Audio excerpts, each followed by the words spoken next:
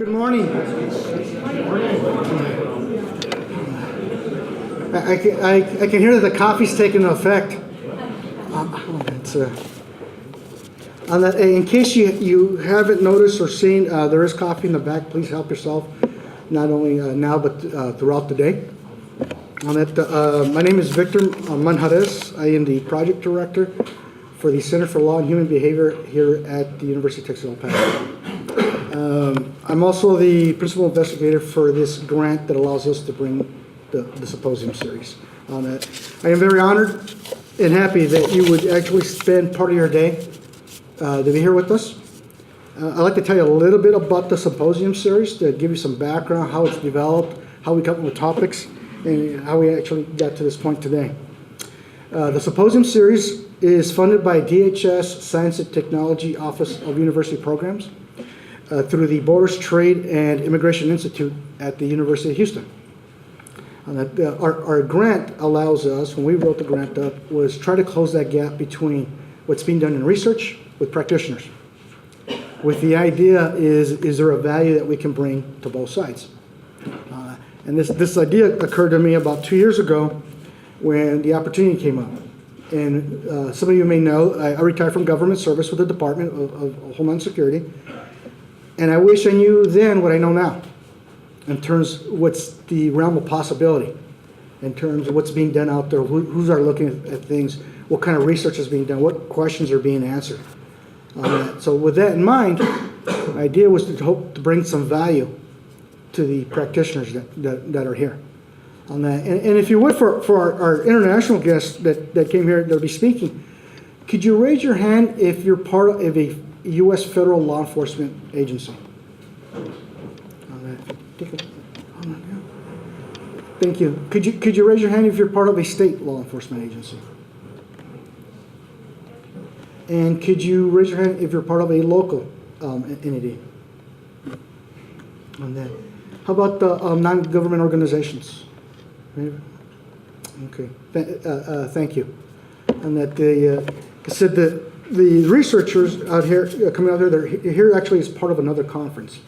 And that when we started looking at the topics and what's happening globally, what has happened historically on our southern border, I thought this would be a perfect opportunity to share some of the common themes, there's some commonalities, be able to learn about things that are happening globally.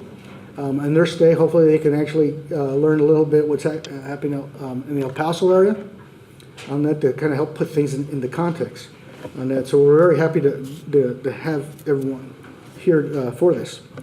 Now this is number 8 out of 9 symposiums I have been funded to conduct. My next one is on June 1st. I believe in the packets you may have kind of a save the date. And we have a gentleman, Dr. Gary Lafree from the University of Maryland, will be talking about domestic terrorism, things of that nature, some of the research that he's done. I expect to get funded again for another year, and we will start the symposium series process again. The symposiums normally come every 2 months, so we do 6 a year. And the way we develop the topics typically is through an advisory board panel that I have, or advisory board that I have. That board is comprised of the Border Patrol, Chief South, the SAC of HSI, Baltimore, the OFO, the director of Mr. Mancha, TSA, as well as the El Paso PD, the El Paso Sheriff's Office, and the United States Secret Service. On that. And I will ask you during these board meetings that we have, we talk about topics and things of that nature, their responses when I ask them about, hey, what would you like to see, would have been the responses I would have given before I retired. Shrug my shoulders, goes, what's available? On that. And which brings me to my next point. In your packets, what you have are exit surveys. And those become real important to what we do with the symposium series, because not only do they ask you the rate, did the flyer match what the content was it, did you find value, things of that nature. But on the backside, it asks you to list things that are of interest to you. What would I like to learn more about? I get those topics from the exit surveys, and I present it to your leadership. And I come back and say, hey, the last symposium, these are the topics that were raised by the men and women of your departments. and they come back and they help me prioritize those, and then I start looking for research experts in those areas. And we've brought in research experts from places like San Diego State University, Iowa State, University of Buffalo, University of Michigan, obviously here at University of Westminster, and you see in your packets are international visitors on that. So it's starting to expand. It's not just the local research interest or is organic to UTEP, but is anywhere in the United States. So we're very excited to bring that. What I'm going to ask is Dr. Gabriela Sanchez to actually introduce our speakers, because as you can see the names, I'm going to have a tough time correctly pronouncing those names, and I prefer not to embarrass myself in front of 100 people. So, and I do that on a routine basis anyway. So, Dr. Sanchez.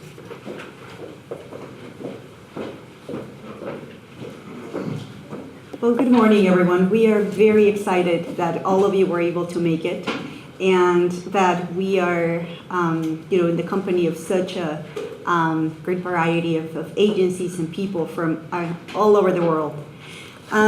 So today we have 5 speakers that are joining us from,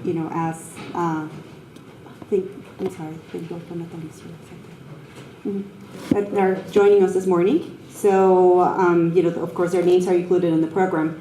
But we have Signe Planbeck from the Danish Institute for International Studies. We also have Luigi Achilli for the Migration Policy Center at the European University Institute.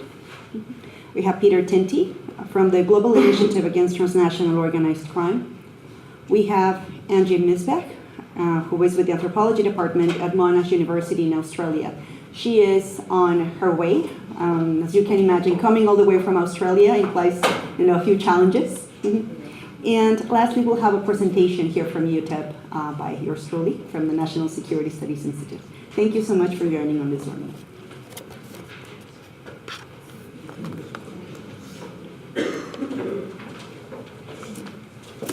Well, we've asked our very own UTEP President Dr. Diana Natalicio to say a few words to open up our symposium.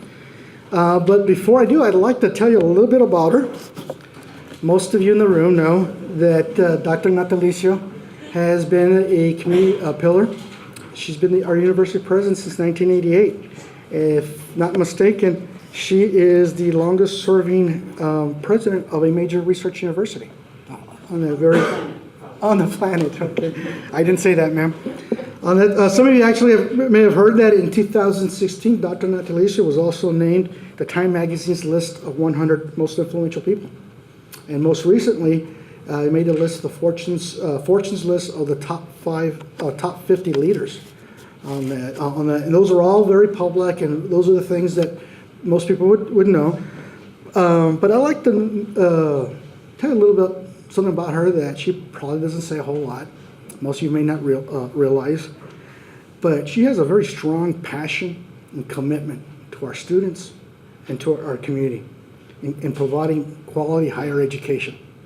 To many of you is your sons and daughters, relatives, parents, things of that nature. She has a very strong commitment, passion.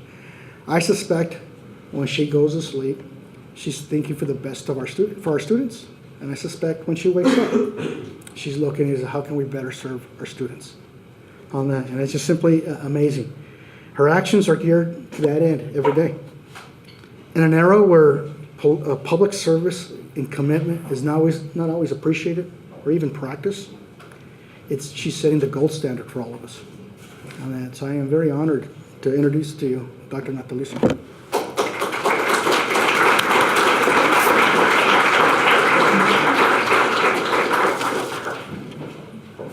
Well, good morning, everyone. I apologize for dashing in at the last minute, but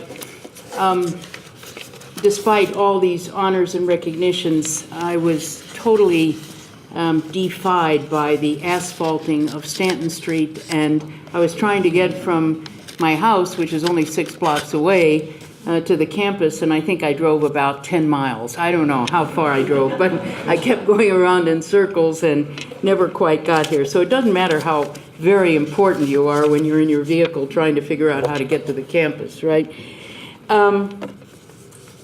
on that point, I'm a little overwhelmed by these kinds of recognitions because I think it's somehow odd to be personally recognized for what teams do.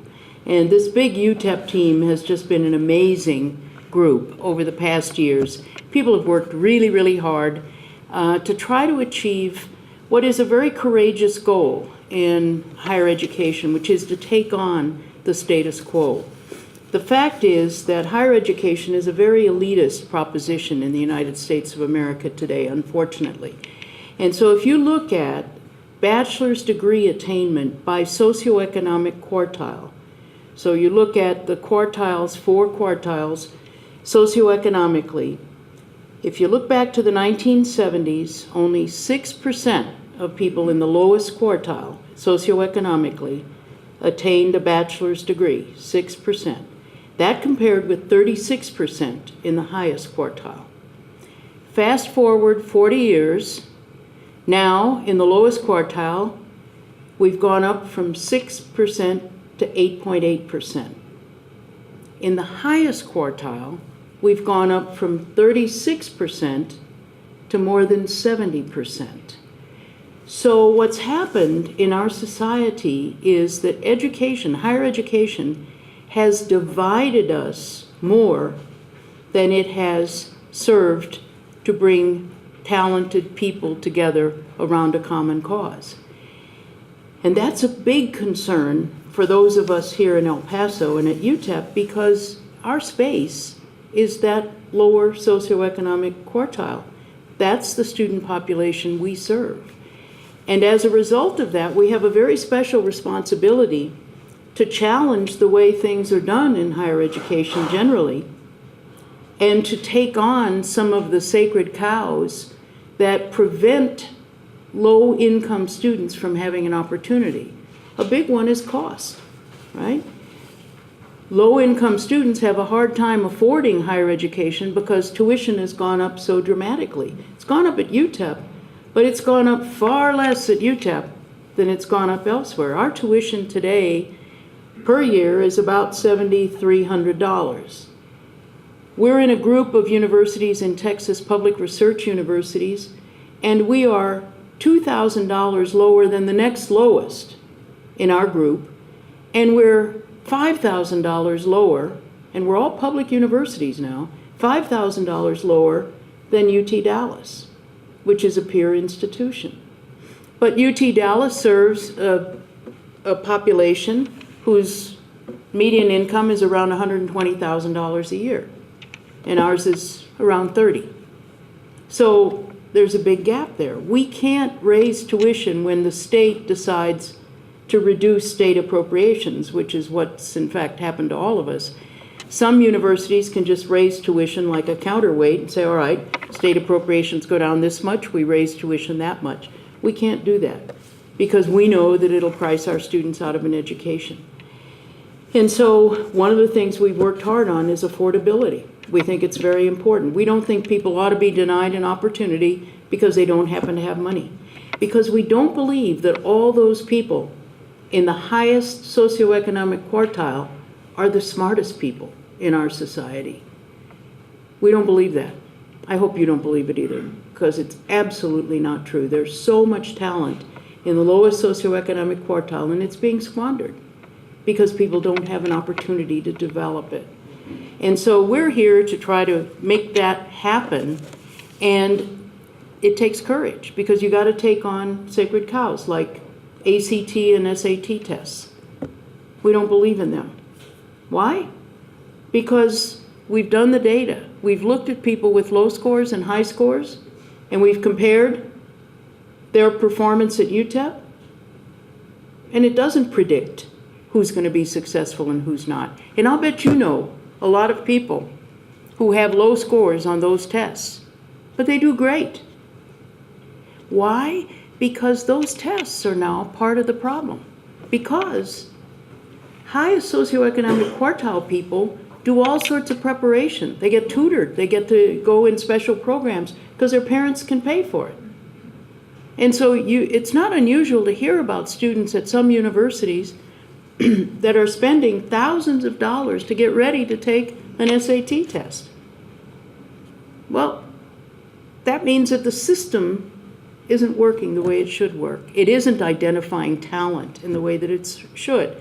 So I believe, and I think most people on this campus believe, that if you use a test like that, a metric like that, to evaluate people, and you know that it doesn't predict how they're going to perform in your setting, that's really immoral, because you're denying them an opportunity that they ought to have.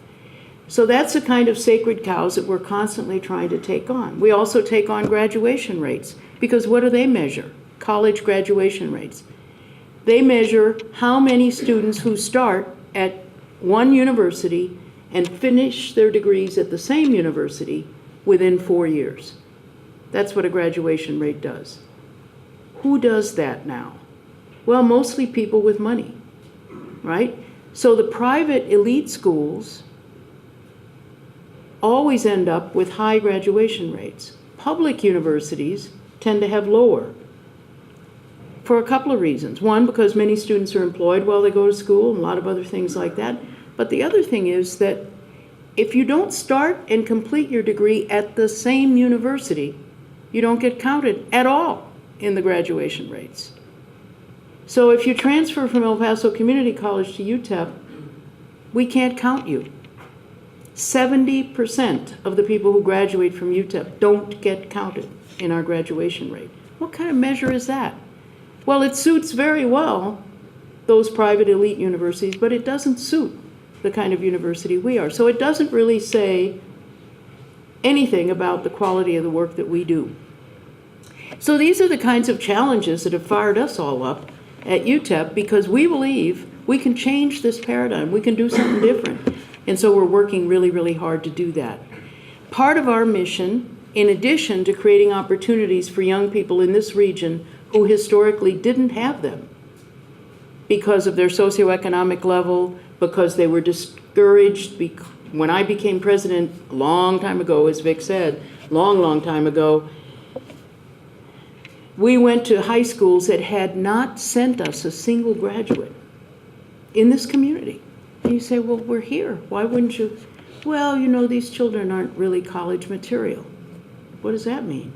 Well, you know, they need to work, and, you know, their family needs them to get out and get a job and all of that. Well, we absolutely changed that paradigm, but it took years of work with the schools to encourage young people to go to college and to do more with their lives, because they had the talent, they just didn't have the resources to get there. You know these stories, many of you. I see faces that I know, and I know that you know these stories. But it's so important that all of us think about the ways in which we have got to be able to create a society that enables people to be the best that they can be, not keep them from achieving what they could contribute if they had the opportunity to do so. So that's why we're here. We're a public university. That's what public universities were created to do. Public universities really got their start, their impetus, in the middle of the 19th century. 1862, Abraham Lincoln signed the land grant legislation, which created an opportunity for young people in our society to go on to higher education. And that's where it all kind of got started, followed by the GI Bill, followed by Pell Grants, all these things that have tried to do the kind of work that is so important to ensure that we have a society that is more just and fair and creates opportunities.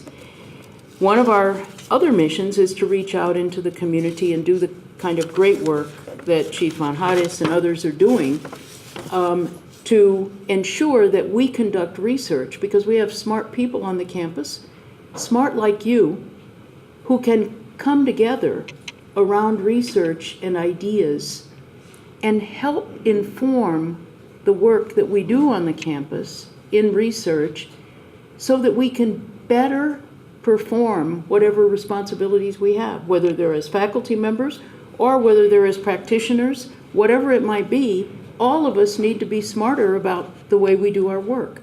And so the work that you do and the work that the center does and the work that Dr. Sanchez does and a lot of others here really makes a difference when we can bring it together. And that's what is happening here today. This is the kind of conference that we love to host.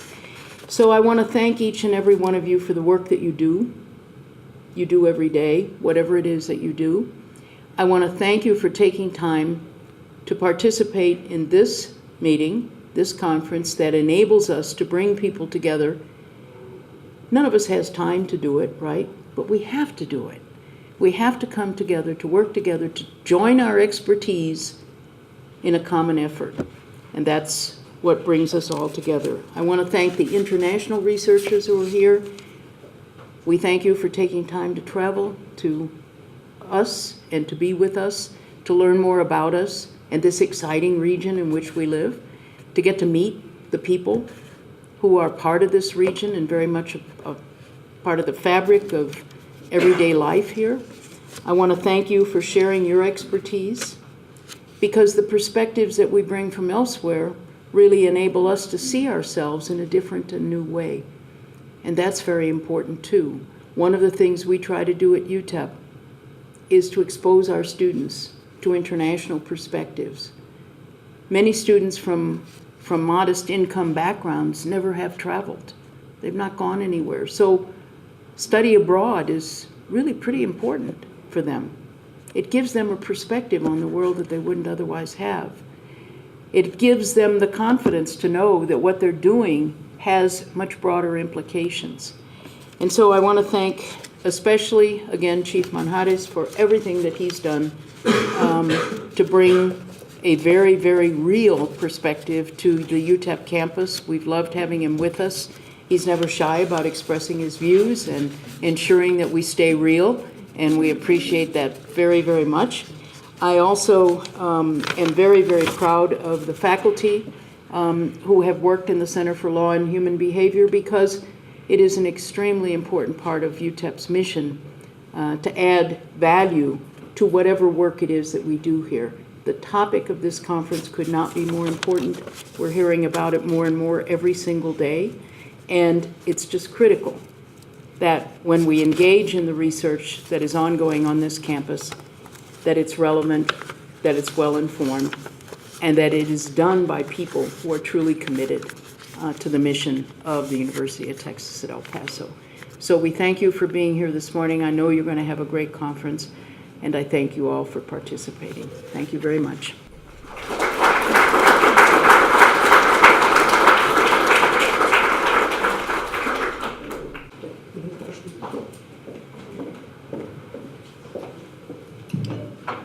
Once again, thank you to all of you for being here, and of course to Chief Manjarrez. We're going to go ahead and get started with our program. Our first presenter is coming all the way from the city of Florence in Italy. And we have Dr. Luigi Achilli with us this morning, who is going to be presenting his research on human smuggling in the Mediterranean.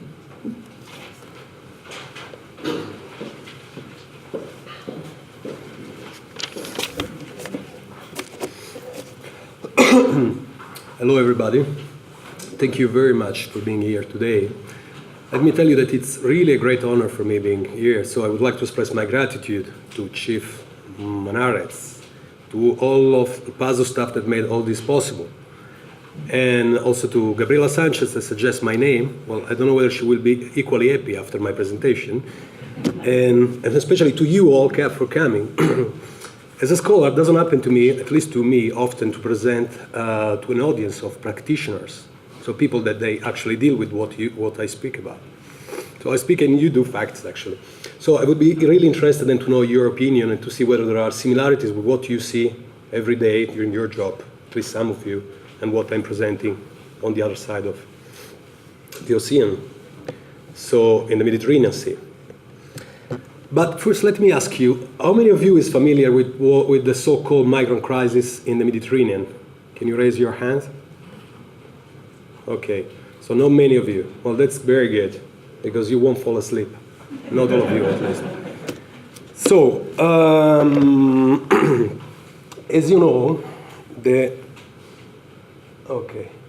The migrant crisis has generated in Europe a real state of emergency, with the public opinion confused and terrified by pathetic images of corpses of children lying on the shores of Turkey, Greece, Italy, or in general by the idea that there is a whole flow of people aggressively pushing through Europe's security walls. All this has persuaded political leaders to conceive irregular migration as a war where the evil is represented by the smugglers. So in this view, it comes natural that in order to guarantee the safety of the nation states of Europe and its member states, and to safeguard the safety of the migrants, is it would be the militarization of borders, of the sea, and consequently also the eradication of smuggling networks. Well, this approach has turned out to be quite unsuccessful, and human smuggling networks have proved to be surprisingly resilient. Now, the goal of my presentation today is to better understand the resilience of smuggling network, and in so doing, I base this presentation on empirical research carried out in the Middle East and in the Western Balkan route, which is mostly Eastern Europe. During this time, I carried out a number of open-ended and semi-structured interviews with migrants and also smugglers themselves. And I've done that intermittently throughout 2015, 2016, early 2017. Now, what I will be arguing here is that a truly effective answer to human smuggling would require Europe to concentrate more on tackling the demand of smuggling services rather than curbing the supply of these services. But let me tell you how I'm going to structure this presentation. First, I will show you the evolution of smuggling corridors, smuggling routes across the Mediterranean. Then I will give a closer scrutiny to the modus operandi operational structure of these groups, these networks.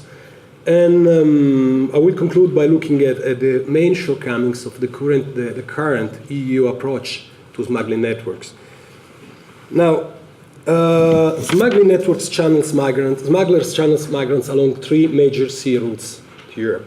We have on the left, we have some pointer here. Yes. On the left, we have the Western Mediterranean route that goes into Europe, traveling across Morocco and Spain. It was used especially by sub-Saharan African migrants. However, over the past 5 years, we're witnessing now a decrease in the flow of people across this route. Then we have the central route, this one, the notorious central route. Why notorious? Here, because most of that occurred.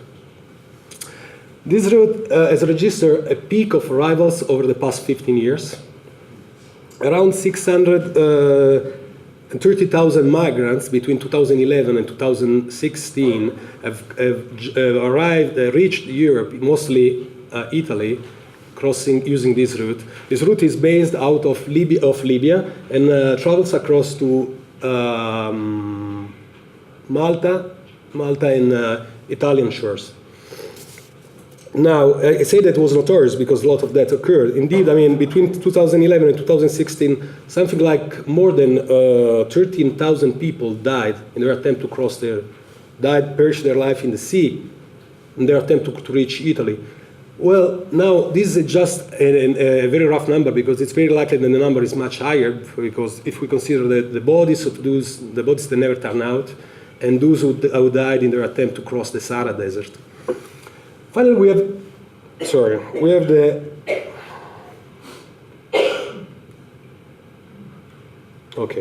the Eastern Mediterranean route. Now, in 2015 alone, over 1 million of people, of irregular migrants, entered Europe. Most of them did it crossing this route. This route is usually privileged by Asian and Middle Eastern migrants. They're mostly asylum seekers because they flee war and political distress. And the peak in numbers of coming through this route in 2015 is explained by a combination of factors. Well, of course, there is political distress, political turmoil in the Middle East, the war in Syria, in general, the declining of Syrian refugees' living condition in the countries of first asylum, which means Turkey, Lebanon, Jordan, and Iraq. However, the reason why we registered, this such a sharp increase in the numbers of people coming across this route is because it was also explained by the decision of many Western Balkan countries, such as Macedonia, Serbia, and Croatia, to open up their borders to irregular migration. And this was done mainly by issuing temporary transit papers that entitle migrants to move freely and use public transportation for a period of time that depended very much on the migrant and the issuing country, which basically allowed people to cross freely without the service of smugglers. So things changed, however. Since early 2016, the decision of countries like Macedonia to seal their borders with Greece, and in general the EU-Turkish agreement that led to a better enforcement of law along the Turkish coast, stemmed considerably the flow of irregular migrants across this route. To the extent that now just 1%, if I'm not wrong, of the original people now are crossing the Western Balkan route, which is the last part of the route that used by migrants in their attempt to come to Europe. Now, there is something ironic in this, because even though the number of people decreased, the number of irregular migrants decreased substantially, we are witnessing a proliferation of smuggling networks. Before, they were only concentrated in Turkey. Now, many smuggling networks are mushrooming along the Western Balkan routes. Why that? Well, that is explained easily by the fact that migrants didn't need actually the services of smugglers before. With the tightening of border controls, now they need the services of professionals in order to reach their destination. But who are these smugglers? I don't know whether you call smugglers here coyotes, right? Well, I don't know whether the coyotes here they are like the smugglers in the Middle East. Let me give you an idea of this type of people.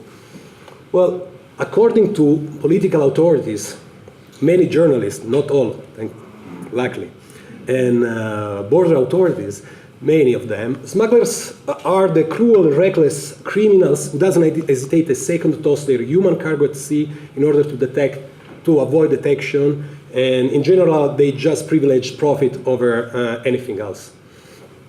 Well, surprisingly, actually not really surprisingly, smugglers themselves have quite a different perception of themselves. So they describe themselves as service providers who satisfy a need that cannot be satisfied through legal channels. They even claim to operate a moral economy by privileging the transport of fellow nationals, giving free reimbursement if the first and second journeys turn out to be unsuccessful, and even giving a few free passages to a limited number of people like children, disabled, elders, so on and so forth. Well, there is nothing surprising in this. People that are involved in a rather unsavory business often use moral undertones in order to mitigate their involvement in what is widely perceived to be a criminal activity. But what is surprising is that many of the migrants that I interviewed confirmed, at least in part, the self-perceptions that smugglers have of themselves. So, but let's look more into detail how these smuggling groups operate. At the time of my research, the smugglers concentrate mostly in Turkey, operating the narrow leg of water between western Turkey and eastern Greece. Here, smugglers arrange transportation for migrants. Migrants that I interview, they say they departed from isolated areas around the Turkish ports of Bodrum and Izmir. It took something around 1 hour and a half to reach destination. Now, the smugglers were not piloting the boat. They actually instructed migrants to do that, and they just arranged the journey, but they were not getting on board. And mostly, this is the type of embarkation that was used: a rubber dinghy of 10 meters. Between 40 to 55 people were actually put on this boat. They were very cramped, you can imagine. And what type of organizations we have? Well, there are different organizations. These organizations that can be, generally speaking, situated into a continuum that goes from single service providers to multi-service networks. The former operates just the sea crossing, are small organizations. They don't have offshores in the country of origins of the migrants, but they just work in the transit countries, so in this case in Turkey. They, on the other side of the spectrum, we have the multi-service networks. These networks operate more like veritable, if you allow me the term, touristic agencies by providing a full packages of services that goes from release from detention centers to food, accommodation, and of course border crossing. These organizations, these groups have solid offshores in the country of origins of migrants. In this case, I'm talking mostly about Syrian refugees, because the large majority of people that were crossing this, were using this route, were Syrian refugees.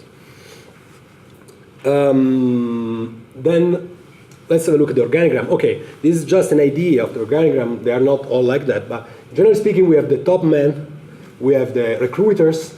Recruiters often share the same ethnic backgrounds of the client group. Then guides, drivers, keepers. We have the money collector. A very common way of collecting money is through the Western Union. Forgers, suppliers. Suppliers, most often they are the local communities that works as sort of freelancer by providing the boats on subleasing their lands or whatever. Corrupt governmental officials and so on and so forth, enforcers, and then we have receivers. Now this is interesting because I think it's not the same here on the US-Mexican border. In the Mediterranean Sea, the receivers were, on the Eastern Mediterranean corridor, the role of the receivers was not played by smugglers but by humanitarian organizations that were assisting migrants when they were shipped by the smugglers. To the extent that I knew that some of the NGO workers was also in touch with the smugglers, not because he was earning any money out of it, but because to better assist migrants, they were liaising with smugglers in Turkey. And interestingly, on the Central Mediterranean route, which is not now the focus of my presentation, the role of receivers is played by you guys, by border patrol officers. Smugglers ship migrants, and often with not enough fuel to reach European coast, but they know that they instruct migrants to launch a distress call signal when they are in the middle of the Mediterranean, waiting to be rescued by military boats and so on and so forth. The structure. Well, such a complex organigram may lead you to think that these organizations are highly structured and hierarchical groups. Well, these like mafia groups. It's not the case. It's not what I've witnessed. My findings confirms the findings of those researchers that have showed how human smuggling in the Eastern Mediterranean route consists of a system of flexible, independent groups that enters into partnership with one another, but for short period of times. Now, these groups have highly differentiated yet flexible structures, whose roles may be that of guide, recruiter, whatever. They are not bound by long-term agreements. This means that you can basically quit your job and nothing happens to you. It's not like a mafia organization that you are bound for life. Otherwise you get killed. And also they are not integrated into rigid hierarchies. You can work as a recruiter, you can be also an intermediary or vice versa. Now, how do smugglers find their clients? Well, there are different ways. One of them is through word of mouth. Another one is migrants, they refer their kin, their friends to other smugglers, the smugglers that they have used to reach Europe. Another way is Facebook. You see here, we have Facebook pages where smugglers actually advertise their services. They even put the number and the cost, and they show how successful they are. But now, it's important now to know that this is based on a relationship of trust. Now, migrants and refugees are not only victims of smugglers. For migrants in general, smugglers constitute a valuable resource, especially migrants coming from the Eastern Mediterranean route. They are the only escape, smugglers, the only escape from a situation of immediate distress and danger. So now, of course, during the journey, migrants are very much at the mercy of smugglers. It's finding the good smugglers, the one that take you home. It's difficult. However, smugglers and stuff depend on the migrants. We shouldn't forget that smuggling is often perceived as a business. As any other business, you can say that it requires a relationship of trust. Successfully smuggled migrants They operate as pull factors by tempting their kin into embarking in a similar journey. So to find prospective clients, smugglers, they have to satisfy their clients. Now, another myth that needs to be dispelled is the sharp dichotomy between migrants and smugglers. We tend to perceive smugglers and migrants as two different things. On one hand, we have the victims. On the other, we have the victimizers. It's not exactly like that. I mean, migrants, those who I met, many of them ended up working for smugglers. A recruiter may work for a smuggling group because he shares as a recruiter. A migrant can work as a recruiter because he shares the same ethnic background of the main client group of the smuggler. He may work as a guide because he or she has a first-hand knowledge of the route. He may work as an intermediary because he has a long-term engagement with the local communities in transit countries. Now, he may do that for earning a livelihood. He may do that for paying the smuggling fees. Most likely does that for both reasons. However, now this may lead you to think that, okay, the solution here is to criminalize irregular migration too cool. Because, I mean, after all, we are talking about this. We are talking about criminals.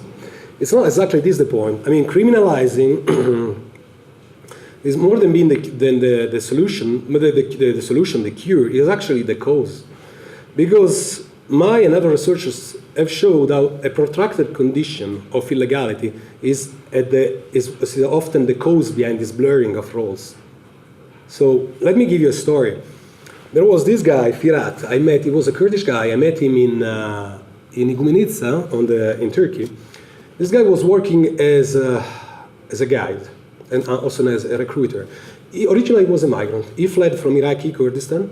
With the help of a smuggling group from his ethnic background, they managed they helped him to go to reach Greece. This was his dream. He worked as a regular worker in a factory. After 2 years, he was caught by local authorities. Was found residing illegally on British soil. So it was sent back, not to Iraq, because this would have been a violation of the Geneva Convention, but was sent back to Greece. Stranded and without any means, what Firat did was putting in practice the only thing that he knew at the time. He had the knowledge of the route, because he was a first-hand knowledge of the route. So he started working for this very same smuggling group that he helped him to reach Greece in the first place. Last time I heard from him, Firat was undecided whether continuing his involvement in what he perceived to be a lucrative, very good job, but dangerous, or becoming again a refugee, or becoming a migrant and trying to get asylum somewhere near. Now, and this leads me to another important point. Now, many smuggling groups, in this sense, networks, would work to protect fellow nationals from the systematic exploitation of smugglers of different ethnic backgrounds, and this is very much the case of Firat. He sought the services of a smuggling group of his ethnic background because he trusts them more. However, when border controls intensify and channels of legal entry diminish, migrants' likelihood of being exploited raise precisely within these ties of kinship, nationality, or friendship. Now, one of the conclusions of my research and other researchers is that much of the exploitation taking place in Syria among Syrian refugees is not carried out by big organized transnational groups like mafia groups, but rather by fellow friends, neighbors, family members. These people, they often, families and communities displaced by war are often left with no other viable option than a situation that can be characterized by exploitation. In other words, to make it simple, exploiting or being exploited are used as coping strategies. Again, let me give you another example. Now, Mahdi was a guy, he was working the first time I met him, he was working in Turkey for a Syrian smuggling group. This guy, he didn't want to work as a smuggler. But he left Syria when Daesh, ISIS, or whatever you want to call it, took over his village. So, and the problem that he decided to leave when it was too late. So when already the Balkan route was already closed. So he really needed the services of the smugglers. He didn't need the smugglers only to cross Turkey, but all the way to Europe. He didn't have enough money. And he wanted to smuggle, to have all his family smuggled. And needless to say, he tried with legal channels, but never worked. Legal channels of resettlement. The funny thing that you may don't know, that all these people that get smuggled, they first try legal channels, and this is always unsuccessful, legal channels of resettlement. When they get smuggled and they arrive in Europe and they file an asylum request, they get the refugee status, which is quite paradoxical if you want. Well, anyway, this guy, what he did, he turned to the boss of a smuggling group operating along the route, which was his neighbor, a friend. And this guy accepted to smuggle Mahdi and his family for free in exchange of having Mahdi working for free in his organization. Well, Mahdi didn't want to work as a smuggler. He was aware of the risks. If he would have been detected working as a smuggler in Turkey, you can take easily 20, 25 years. However, he had no other chance, and he started working with this guy. Last time I met Mahdi, he was in Greece. He was arrested, and he was just released, waiting for trial. He managed to have all his family smuggled, and this was his last journey from Turkey to Greece and then all the way to Europe. However, he was found, he was arrested in his very last journey, and he was waiting for trial. He told me that he was not that happy about this guy that forced him to get to work as a smuggler, even though this was the only chance for him to rescue his family. So what all this tell us? Who is Mahdi and many other people like him? Are them exploiters? Because after all, he was a smuggler. Are them exploited? Because he was exploited. He don't really want to do that. Or there are none of them, both of them. Well, it's difficult to say what people like Mahdi say are. But one of the main conclusions of my research is that exploitation is often being exploited in this case, is often consciously and willingly endorsed by the very victims as a way to enhance their own mobility. In a situation of where there is no channels of legal mobility.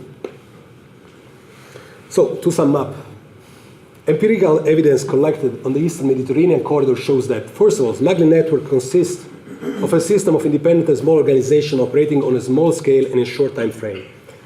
That this organization provides a service that is in a great demand without necessarily exploiting their clients. Smugglers and migrants may be at times the same persons, and that when channels of legal entry diminish, the likelihoods of being exploited raise considerably. So, nonetheless, what this tells us is that an effective eradication of this organization without tackling the root cause of migration may thus prove difficult because smuggling networks are deeply enmeshed within migratory flows. Nonetheless, the EU-Europe efforts remain overwhelmingly focused on implementing a security-based approach. Now, border controls play a crucial role in restraining smuggling activity in the Eastern Mediterranean route. However, a number of undesired outcomes may ultimately overweight the intended goals of such a security-oriented policy. Now, first of all, the tightening of border control is expensive. Not only the large patrolled area, we are talking about the whole Mediterranean Sea, has jeopardized the extent of these operations, but has also prompted spiraling financial costs. And then, of course, it's dangerous for the migrants themselves. Aware of moving on hazardous ground, smugglers, they adopt a number of measures in order to avoid detection, such as tossing the human people at sea in order to avoid detection, setting off in longer, therefore more dangerous routes, choosing unsafe point of embarkation, disembarkation, and so on and so forth. But last but not least, they are counterproductive, such an approach, because more stringent border controls can exacerbate the very phenomenon that are intended to fight, as the story of Mahdi exemplifies very well. So, what does this mean? This means that we should left human smugglers operating undisturbed. Well, certainly not. However, the urgency of sea crossing calls for a combination of measures. Security measures can be effective only if accompanied by other measures. Now, what do we have at our... We have a number of measures, from short-term measures to medium terms and to final long-term measures. We have the search and rescue operations. This should minimize the number of deaths. But as we've seen in the especially in the central Mediterranean route, this operation, even though they have saved countless lives, they also facilitate the working of migrants. So this operation, they should continue, but not alone. We have medium-term measures such as agreement with third countries, like a more functional hotspot. Now, agreement with third countries is an exemplificative case. A case in point is the agreement with Turkey.